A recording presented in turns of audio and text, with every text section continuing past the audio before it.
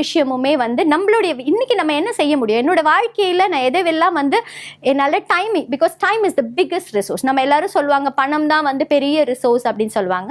ஆனா உண்மையிலே வந்து நம்மளுடைய நேரம் எதுல செலவிடப்படுகிறதோ அதை பொறுத்துதான் நம்மளோட வாழ்க்கை வருகிறது. இன்னைக்கு 1 day and 2 days எத்தனை நாட்களை நம்ம வந்து கரெக்டா யூட்டிலைஸ் பண்றோமோ, பர் டேல எத்தனை ஹவர்ஸ் நம்ம ப்ராப்பரா யூட்டிலைஸ் பண்றோங்கிற கால்குலேஷன் நமக்குள்ள வந்துருச்சுன்னா நம்மளுடைய நேரத்துடைய மேலாண்மை வந்துடும். ஸோ டைம் மேனேஜ்மெண்ட்ல இருந்து இந்த டைம்குள்ள, ஏன்னா நிறைய அச்சீவ் பண்றவங்க எப்படி அச்சீவ் பண்றாங்க, என்னால வந்து எதுவுமே செய்ய முடியலையேன்னு நினைக்கிறோம்னா அதுக்கு ஒரே ஒரு விஷயம் தான், நமக்கு நிறைய நேரம் இருக்கு, அந்த நேரத்தை எப்படி வந்து ப்ராப்பரா யூட்டிலைஸ் பண்ணணும் அப்படிங்கறது யோசிக்கிற மாதிரி நம்மளோட ஆட்டிடியூட்.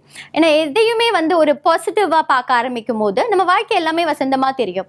எதையுமே வந்து இது நம்ம எடுத்துட்டு தோல்வி அடைஞ்சா என்ன செய்வோம், இதை பார்த்து 4 பேர் நம்மளை பார்த்து சிரிப்பாங்களே, இந்த மாதிரி நிறைய விஷயங்கள் தான் வந்து நம்மளுடைய வாழ்க்கையை ஸ்லோ பண்றதுக்கான விஷயங்கள். So ஆட்டிடியூட்னல் changes. ஸோ நிறைய விஷயங்கள் என்னோட ஸ்டூடெண்ட்ஸ் நான் சொல்லிக் கொடுக்கும் போதும் அதுதான் சொல்லிக் கொடுப்பேன். பிகாஸ் கல்யாணம் பண்ணிட்டு ஏன்னா ஒரு டாப்பரா இருப்பாங்க, ஒரு பெரிய பிஹெச்டியா இருப்பாங்க, பட் ஆஃப்டர் லைஃப் அந்த இருக்கிற சிச்சுவேஷன்ஸ்க்கு எல்லாருமே மாறிடுவாங்க. So it is equalled. ஒரு பர்சனும் வந்து ரொம்ப விக்டோரியஸா இருந்துக்கலாம். ஸோ மற்றவங்க நம்மளை எப்படி பார்க்குறாங்கிறத பொறுத்தே நம்ம வாழ்க்கை அமைஞ்சா நம்மளுடைய வாழ்க்கை மற்றவர்களுடைய வாழ்க்கையா இருக்குமே தவிர நம்மளுடைய வாழ்க்கையா இருக்காது.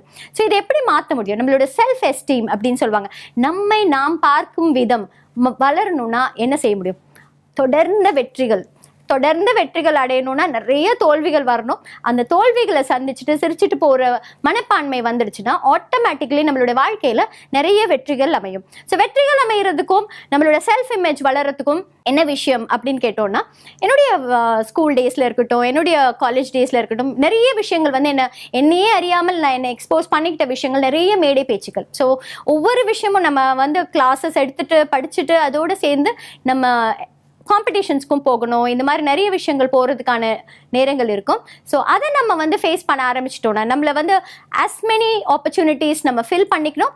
அண்ட் எத்தனை புது விஷயங்கள் நம்மளால செய்ய முடியுமோ இதை செய்யக்கூடிய ஆட்டிடியூட் வர ஆரம்பித்த உடனே நம்மளுடைய வாழ்க்கை கண்டிப்பாக வந்து ரொம்ப பாசிட்டிவாக மாறும். இன்னொரு அழகான திருப்புமுனை செய்தியுடன் உங்களை வந்து சந்திக்கிறேன். நன்றி, வணக்கம்.